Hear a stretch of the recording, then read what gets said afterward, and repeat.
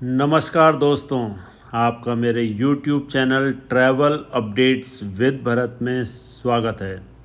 इस समय मध्य प्रदेश के शहर ग्वालियर में हूँ और आपको बताना चाहूँगा मैं इस समय संगीत सम्राट तानसेन की नगरी ग्वालियर में हूँ। तानसेन या रामतनु। संगीत सम्राट तानसेन का नाम रामतनु था। हिंदुस्तानी शास्त्रीय संगीत के एक महान ज्ञाता थे। उन्हें सम्राट अकबर के 9 रत्नों में से भी गिना जाता था। संगीत सम्राट तानसेन की नगरी ग्वालियर के लिए कहावत है, यहाँ बच्चे रोते हैं तो स्वर में और पत्थर लुढ़कते हैं तो ताल में। इस नगरी ने पुरातन काल से आज तक एक से बढ़कर एक संगीत प्रतिभाएं संसार को दी हैं और संगीतकार सूर्य तानसेन इनमें सर्वोपरि है। आपका मेरे YouTube channel travel updates with Bharat में स्वागत है। मैं आपको बहुत सारी जानकारी दूंगा। मेरे वीडियो को अंत तक देखिए, मेरे वीडियो को लाइक कीजिए और मेरे वीडियो को अपने दोस्तों और परिवार में ज़रूर शेयर कीजिएगा। तानसेन को संगीत का ज्ञान कैसे प्राप्त हुआ? तानसेन हरिदास के साथ वृंदावन संगीत की शिक्षा ग्रहण की। तानसेन ने ग्वालियर के राजा मान सिंह की पत्नी मृगनयनी से भी संगीत की शिक्षा प्राप्त की। प्रारंभ से ही तानसेन में दूसरों की नकल करने की अपूर्व क्षमता थी। बालक तानसेन पशु पक्षियों की तरह बोलियों की सच्ची नकल कर लिया करते थे और हिंसक पशुओं की बोली से लोगों को डराया भी करते थे। इसी बीच स्वामी हरिदास ने उनकी भेंट हो गई। उनसे मिलने की भी एक मनोरंजक घटना है। उनकी अलग अलग बोलियों की प्रतिभा को देखकर वे काफ़ी प्रभावित हुए और स्वामी जी ने उन्हें संगीत सिखाने के लिए उनके पिता से मांग लिया। इस तरह तानसेन को संगीत का ज्ञान हुआ। संगीतकार तानसेन की इच्छा के अनुसार उनके गुरु मोहम्मद गौस के मकबरे के समीप तानसेन का मकबरा बनाया गया है, जो ग्वालियर में स्थित है। आप देख सकते हैं मैं इस समय तानसेन के मकबरा ग्वालियर में उपस्थित हूँ। आपको संगीत सम्राट तानसेन के वैवाहिक जीवन के बारे में भी बताना चाहता हूँ। तानसेन की पत्नी का नाम हुसैनी था और तानसेन के 4 पुत्र भी हुए थे। तानसेन एक बार रीवा के राजा रामचंद्र के दरबार में गाने गए। उन्होंने तानसेन का नाम तो सुना था पर गायन नहीं सुना था। उस दिन तानसेन का गायन सुनकर रीवा के राजा रामचंद्र मुग्ध हो गए।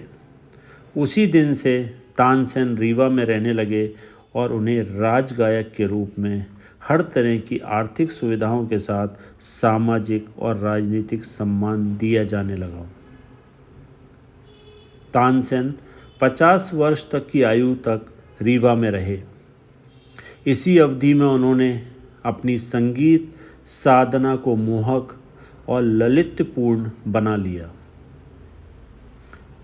और उनकी गायकी की प्रशंसा होने लगी।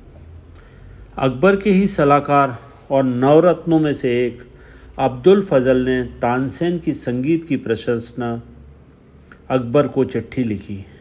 उनकी प्रशंसा में लिखा कि तानसेन को अकबरी दरबार का नवरत्न होना चाहिए।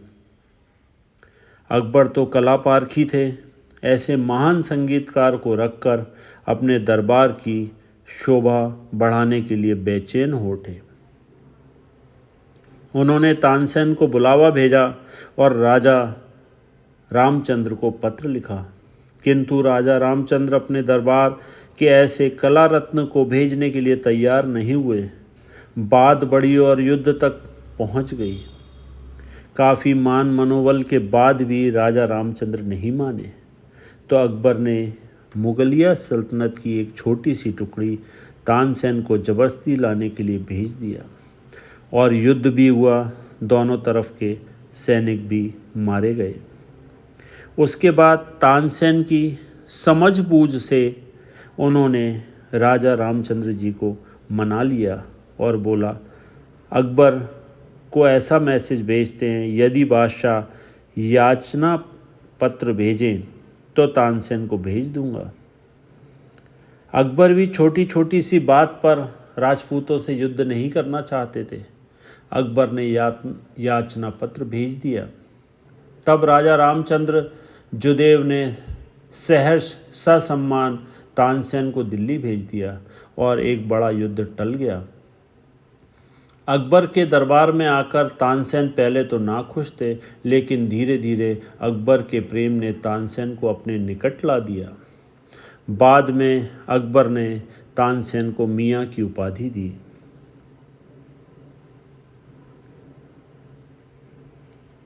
आप देख सकते हैं, मैं वही तानसेन के मकबरे में हूँ। इसे संगमरमर से बनाया गया है। इतना अच्छा मकबरा किसी की याद में बहुत ही कम बनाया जाता है। संगीत सम्राट तानसेन अकबर के अनमोल नवरत्नों में से एक थे। अपनी संगीत कला के रत्न थे, इस कारण उनका बड़ा सम्मान था।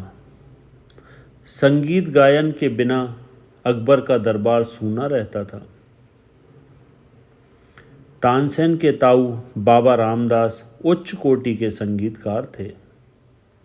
वह वृंदावन के स्वामी हरिदास के शिष्य थे।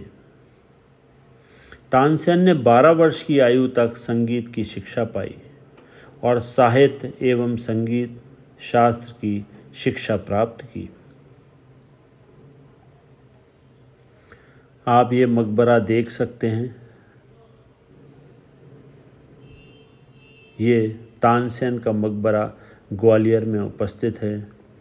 और दोस्तों, आपको बताना चाहूँगा, ग्वालियर भारत के हर शहर से ट्रेन से कनेक्टेड है, बाय रोड कनेक्टेड है। आप जैसे भी ग्वालियर आना चाहें, क्योंकि तानसेन को संगीत सम्राट कहा जाता है।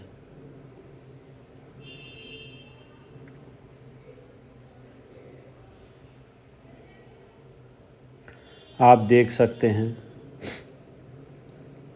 पुरातत्व विभाग इस तानसेन के मकबरे को अभी मेंटेन करता है। हर साल ग्वालियर में तानसेन की याद में संगीत का आयोजन होता है।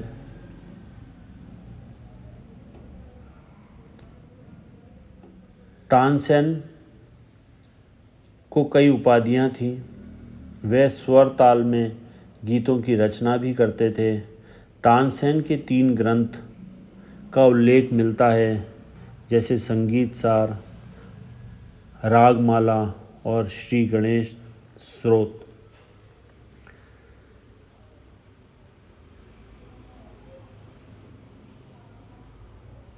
रागमाला के आरंभ में दोहे थे, सुर मुनि को परनाए करी सुगम करो संगीत, तानसेन वाड़ी सरस जान गान की प्रीत।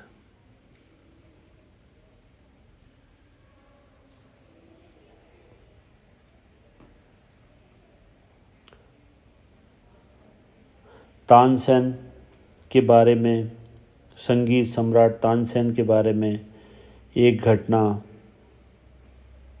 जानकार बताते हैं कि वह काफ़ी दुखद है। एक दिन जलने वालों ने तानसेन के विनाश की योजना बना डाली। इन सब ने बादशाह अकबर से तानसेन के दीप राग गवाए जाने की प्रार्थना की।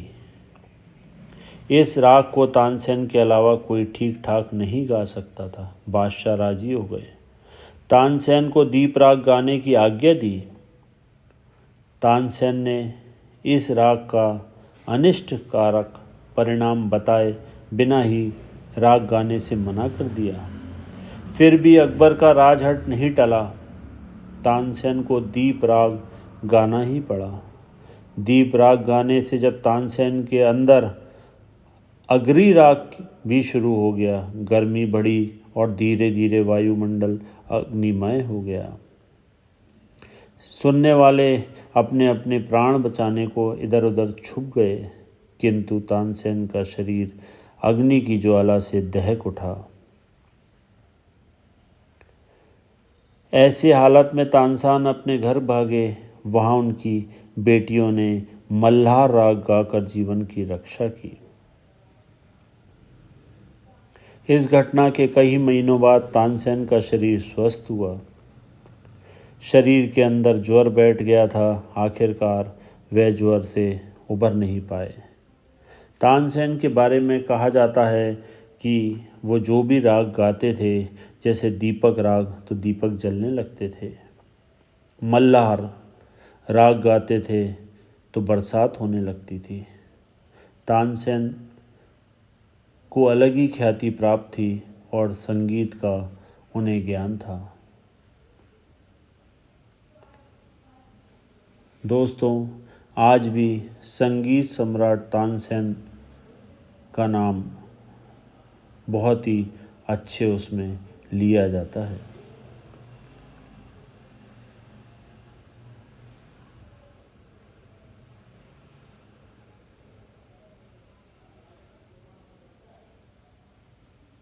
दोस्तों, आशा करता हूँ कि आपको ये मेरा वीडियो बहुत अच्छा लगा होगा। अगर आपको मेरा वीडियो पसंद आए तो मेरे वीडियो को लाइक कीजिएगा और मेरे वीडियो को अपने परिवार दोस्तों में शेयर कीजिएगा। मैं अपने नए वीडियो के साथ आपसे फिर मुलाकात करूँगा। बहुत बहुत धन्यवाद। आपने मेरा वीडियो पूरा देखा, उसके लिए फिर से कहूँगा कि मेरी तरफ से आपको बहुत बहुत धन्यवाद। Thank you so much.